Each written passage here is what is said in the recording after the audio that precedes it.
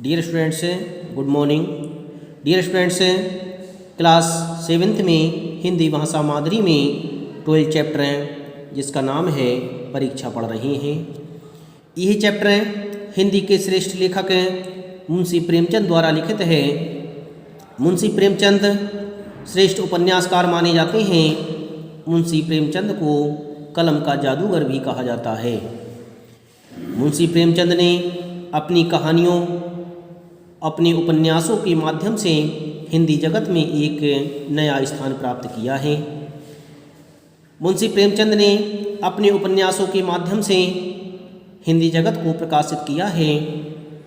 हम मुंशी प्रेमचंद द्वारा लिखित परीक्षा नामक चैप्टर पढ़ेंगे।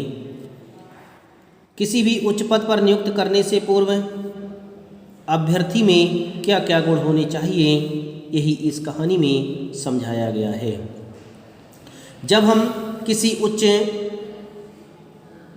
पद पर नियुक्त होने के लिए तैयारी कर रहे थे तो हमें कौन कौन से गुण प्राप्त करने चाहिए, किसी भी उच्च पद पर नियुक्त होने के लिए कौन कौन से गुण होने चाहिए, यही इस कहानी में मुंशी प्रेमचंद जी ने समझाया है।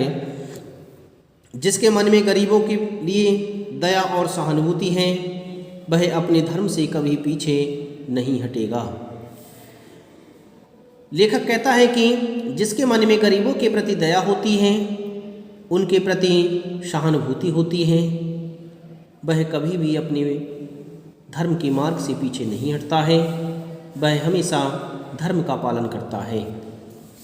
लेखक कहता है कि जब रियासत देवगढ़ के दीवान सरदार सुजान सिंह बूढ़े हुए तो परमात्मा की याद आई। रियासत देवगढ़ के दीवान थे जिनका नाम था सुजान सिंह। सुजान सिंह जब बूढ़े हुए थे तो उन्हें परमात्मा की याद आई। जाकर महाराज से विनय की, दीनबंधु दास ने श्रीमान की सेवा 40 साल तक की, अब मेरी अवस्था भी ढल गई है, राज का संभालने की शक्ति नहीं रही, कहीं भूल चूक हो जाए तो बुढ़ापे में दाग लगे, सारी जिंदगी की नेकनामी मिट्टी में मिल जाए। लेखक कहता है कि जब रियासत देवगढ़ के दीवान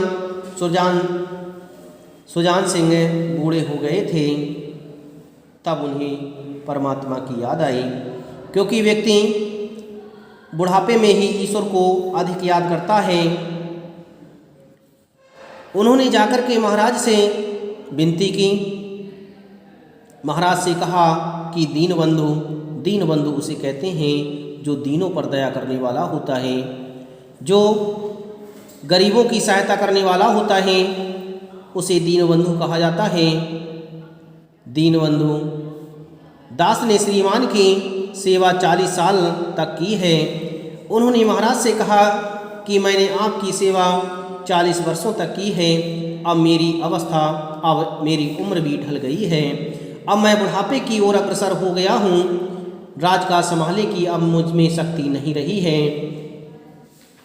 कहीं यदि मुझसे भूल हो गई तो बुढ़ापे में मुझ पर दाग लग जाएगा और सारी जिंदगी जो मैंने नेकनामी प्राप्त की है, जो मैंने समस्त जिंदगी नाम कमाया है, वह मेरा सभी मिट्टी में मिल जाएगा। इस तरह से उन्होंने महाराज से कहा। राजा साहब अपने अनुभवशील नीति कुशल दीवान का बड़ा आदर करते थे। बहुत समझाया, लेकिन जब दीवान साहब ना माने तो हार कर उनकी प्रार्थना स्वीकार कर ली, पर शर्त यही लगा दी कि रियासत के लिए नया दीवान आप ही को खोजना पड़ेगा। राजा ने दीवान को बहुत समझाया, क्योंकि वे दीवान का बहुत अधिक आदर करते थे। दीवान अनुभवशील थे, नीति में कुशल थे। बहुत समझाया, परंतु दीवान जब ना माने तो उन्होंने दीवान की प्रार्थना को स्वीकार कर लिया, परंतु एक शर्त उनके सामने रख दी कि रियासत के लिए एक अच्छा दीवान, अनुभवशील, नीति में कुशल आपको ही तलाशना है, जो इस रियासत को अच्छी तरह से संभाल सके। इस तरह से राजा ने दीवान से कहा।